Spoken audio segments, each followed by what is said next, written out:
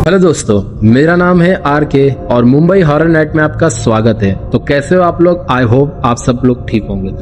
आज जो मैं आपको एक हॉरर स्टोरी बताने वाला हूँ ना, वो ऐसे एक सब्सक्राइबर की है जो कि दरभंगा में रहता है और उसने जो ये मुझे स्टोरी शेयर की है ना, सच में मैं सुन के काफ़ी ज़्यादा मुझे बहुत अजीब लगा कि ऐसा भी घटना होता है क्या।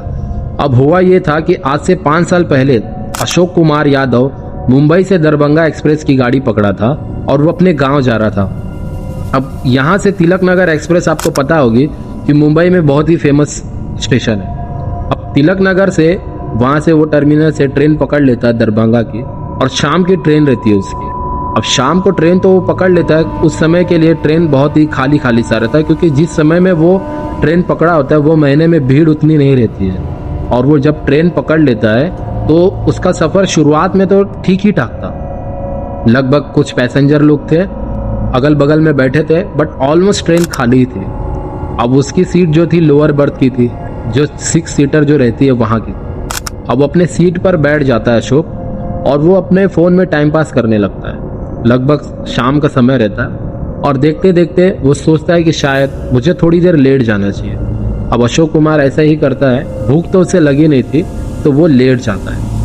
अब लेटने के बाद में उसने ध्यान ही नहीं दिया कि उसकी आंख लग चुकी है और उसकी आंख एकदम 12 बजे के बाद में खुलती है। और जब उसकी आंख खुलती है तो वो देखता है कि ऑलमोस्ट ट्रेन में कुछ लोग बैठ चुके हैं और काफ़ी अंधेरा सा हो गया, क्योंकि उसके जो जिस ट्रेन का उसने टिकट करवाया था, लगभग 3rd टायर एसी का उसने टिकट करवाया था, और उसमें सब लोग लगभग लाइट वेट बंद करके अपने अपने सीट पर सो गए थे। अब अशोक कुमार की जब नज़र घूमती है तो वो अपने सामने वाले सीट पर देखता है कि एक बुजुर्ग इंसान लेटा हुआ है। अब उसे देखकर उतना ज़्यादा तो वो शॉक नहीं होता है, बट 2-3 मिनट के बाद में वो नज़र घुमाता है तो देखता है कि वो जो चाचा है, लगभग उनकी उम्र 70 या 80 साल की होगी। तो अशोक ने देखा कि उनके पास में कोई लगेज नहीं है, ना ही कोई बैग है, और पूरा सीट खाली है। मतलब जो स्पेस रहता है बैग वगैरह रखने का नीचे, वो पूरा खाली, उनका कोई लगेज नहीं दिख रहा है। तो उसने पूछने की कोशिश की कि चाचा आप कहाँ से आए हो, कहाँ गाड़ी पकड़ा आपने, कौन से स्टेशन से चढ़े और कहाँ जाओगे। लगभग 2-3 सवाल किया, बट चाचा ने कुछ रिप्लाई नहीं दिया अशोक को। अब अशोक सोचने लगता है कि शायद चाचा को मेरा बात करना यूँ पसंद नहीं आ रहा। तो कुछ समय के बाद में फिर से कोशिश करता है अशोक बात करने की, ऐसे ही हाल चाल पूछता है, फिर भी चाचा कुछ जवाब नहीं देते। अब रात का सफ़र रहता है तो एक अचानक से बगल वाली सीट से एक आवाज़ आती है एक इंसान की, भाई इतने रात को किससे बात कर रहे हो, सो जाओ ना, रात को भी बात करना ज़रूरी है क्या।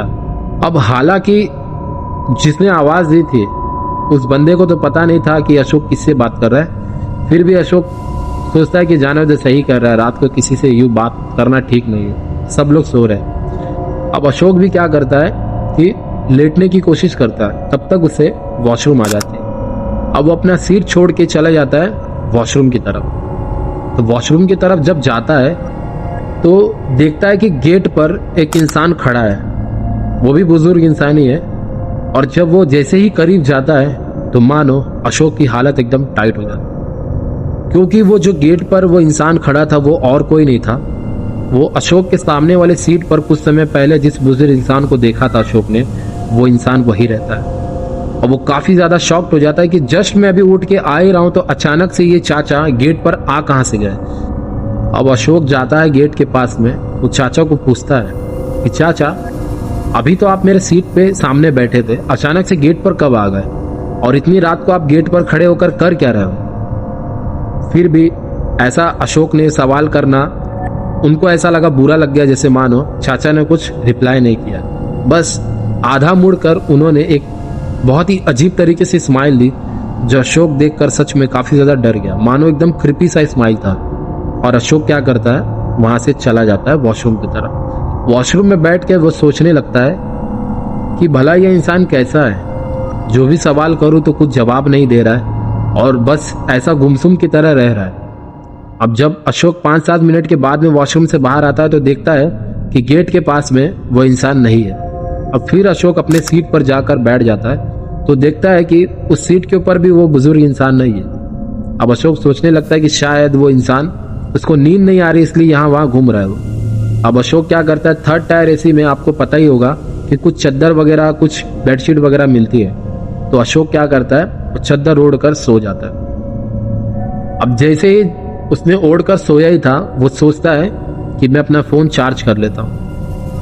अब जैसे ही उसने कंबल अपने सर पे से हटाया तो देखा उसने कि वो बुजुर्ग इंसान फिर से उसके सामने वाले सीट पर लेटा हुआ है अचानक से। अब वो काफी ज्यादा शॉक्ड हो जाता है कि लगभग 1 या 2 सेकंड के अंदर ये इंसान कब आकर मेरी बगल में लेट गया, मुझे पता कैसे नहीं चल रहा। फिर से अशोक ने उस बुजुर्ग इंसान से सवाल किया कि चाचा आप ठीक तो हो ना, या कोई दिक्कत या परेशानी हो तो मुझे बताना जरूर। फिर भी वो बुजुर्ग इंसान कुछ रिप्लाई नहीं करता है और अशोक इस बार भी शांत हो जाता है और बैठ जाता है। अब वो अपना काम वगैरह करके फोन चार्जिंग पे लगाकर लेट जाता है। अब अचानक से मानो ये सब घटना होने के बाद में अशोक की नींद उड़ चुकी थी। अब वो फिर से चद्दर ओढ़कर कोशिश करता है सोने की। अब वो अंदर ही अंदर चद्दर के अंदर सोचते रहता है कि ये इंसान मुझे बड़ा ही अजीब लग रहा है, इसके साथ में कोई है या नहीं है। ऊपर से इसका लगेज भी नहीं है कुछ, कहीं ये रास्ता भटक ना गया हो या कहीं खो ना गया हो। तो ऐसा सब दिमाग में चलने लगता है अशोक।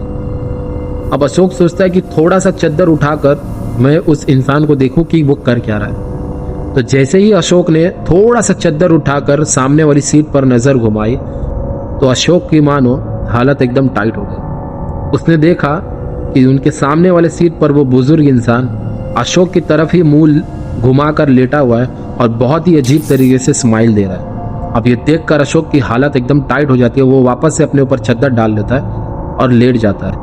अब मानो जैसे कि उसकी हालत एकदम टाइट हो गई, जैसे उसने कोई भूत प्रेत देख लिया। अब वो मन में भगवान का नाम लेने लगता है कि भाई मैं ये कहाँ पर फंस गया हूँ, ये बुजुर्ग इंसान मुझे काफी ज्यादा अजीब लग रहा है। अब ये सोचते सोचते ऐसा करते करते सुबह हो जाती है चद्दर के अंदर उसकी। अब सुबह उठता है तो वो देखता है कि उसके सामने वाले सीट पर वो बुजुर्ग इंसान नहीं है। अब सोचता है कि अशोक शायद वो अब उतर चुका है, उसका स्टॉप आ गया होगा तो वो चला गया। क्योंकि पूरा दिन सुबह हो जाता है, दोपहर हो जाता है, वो बुजुर्ग इंसान वापस से दिखाई नहीं देता है। अब अशोक जो था वो बेफिक्र होकर अपना सफर का मजा लेने लगता है। बट ये सफर का मजा सिर्फ उसका दोपहर तक की था, क्योंकि शाम को कुछ अब ऐसा होने वाला था उसके साथ में जो उसने कभी सोचा नहीं था। अब दिन खत्म होते होते, क्योंकि लगभग 2 दिन का सफर था दरभंगा का। दरभंगा मुंबई से काफी दूर है। अब यहां से सफर तय करके जाना दरभंगा, 2 दिन का सफर जो था उसके लिए, वो सच में उसके लाइफ का ये पहला हॉरर एक्सीडेंट था। क्योंकि अब जो दूसरी जो दूसरा दिन था उसके लिए, वो उससे भी ज्यादा खतरनाक होने वाला था। अब जो था अशोक, वो अब शाम हो जाता है, खा पी कर अपने सीट पर लेट जाता है। फिर वैसे ही होता है प्रोसेस, उसकी आंख लग जाती है, वो सीट पर अपने लेट जाता है। और फिर से जब रात के समय में आंख खुलती है, लगभग इस बार उसकी आंख खुलती है 11 बजे। अब जैसे ही उसकी आंख खुलती है तो वो देखता है वो बुजुर्ग इंसान फिर से मेरे सामने वाले सीट पर लेटा हुआ है। अब मानो अशोक की हालत एकदम टाइट हो जाती है, जैसे मानो अभी के अभी वो पैंट में टॉयलेट कर देगा, इतना ज्यादा डर जाता है वो। अब वो उठकर बैठ जाता, अब सोचने लगता है कि अब इस जो सामने बुजुर्ग इंसान, ऐसे सवाल करने में भी उसकी हालत एकदम टाइट हो गई थी। अब वो बस बुजुर्ग इंसान से नजरें चुरा कर वो अपने आप को बिजी रखने की कोशिश कर रहा था कि जैसे वो उनको देख ही नहीं रहा है। बट जो बुजुर्ग इंसान था वो कंटिन्यू अशोक को घूरे जा रहा था, मानो जैसे कि अशोक को वो काफी सदियों सालों से जानता है, बट कुछ बोल नहीं रहा था। अब ऐसा करते करते अशोक की मानो हालत एकदम टाइट हो जाती है। जब वो वॉशरूम की तरफ जाता तब वो बुजुर्ग इंसान दिखता, जब वो गेट की तरफ जाता तब वो बुजुर्ग इंसान दिखता, जैसे मानो वो इंसान अशोक का पीछा ही नहीं छोड़ रहा था। अब मानो अशोक मन ही मन हनुमान चालीसा पढ़ने लगता है और खुद को शांत रखने की कोशिश करता है। अब उसके पास और कोई चारा नहीं होता है तो वो क्या करता है, कुछ समय के लिए दूसरी सीट पर चले जाता है बैठने के लिए, कि ऑलमोस्ट उस समय में ट्रेन लगभग खाली हो चुकी थी। अब वहां जब जाकर बैठता है तो देखता है वापस से वो नजरों के सामने ही वो बुजुर्ग इंसान दिख रहा है और काफी क्रिपी सा स्माइल दे रहा है मुझे। अब अशोक ने सोचा अब किसे कहूं तो कहूं, क्या कहूं, बट वो कहने लगता है कि अभी मेरा कुछ समय के बाद में, लगभग जो अशोक का स्टॉप था लगभग 12 बजे रात के, उसका स्टॉप आने वाला था। अब वो अपनी तैयारी करने लगता है उतरने की। अब दरभंगा आने के बाद में अब जो उसके साथ में ऐसा कुछ हुआ जो उसने कभी सोचा भी नहीं था। अब वो अपना सारा सामान पैक वगैरह करता है, निकालता वगैरह है, और वो बुजुर्ग इंसान उसी को घूरे जा रहा था।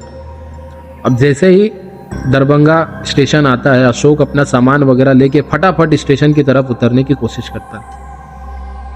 अब वो उतरने के बाद में वो विंडो की तरफ ही खड़ा रहता है सामान लेकर। अब अशोक के साथ वो हुआ जो सच में उसने कभी सपने में भी नहीं सोचा था। अशोक ने क्या किया, फिर भी उस बुजुर्ग इंसान को देखकर ऐसा सोचा कि शायद ये जो बुजुर्ग इंसान है थोड़ा दिमाग से थोड़ा सा नाजुक है, या कहते हैं ना हम थोड़ा हैंडीकैप टाइप में वैसा है। तो अशोक ने क्या किया, जाते जाते उस बुजुर्ग इंसान को बाय कर दिया।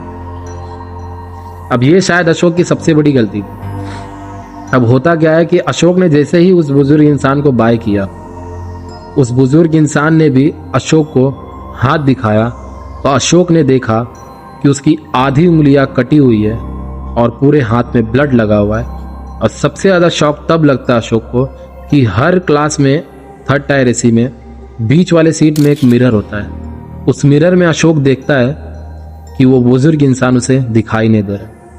यानी कि अब तक वो 2 दिन से जिस बुजुर्ग इंसान को देख रहा है, वो इंसान नहीं है, एक बुजुर्ग इंसान की आत्मा है। अब अशोक ने सोचा कि भाई जिंदगी में कभी अकेला सफर नहीं करूं। बस ये स्टोरी यहीं तक थी।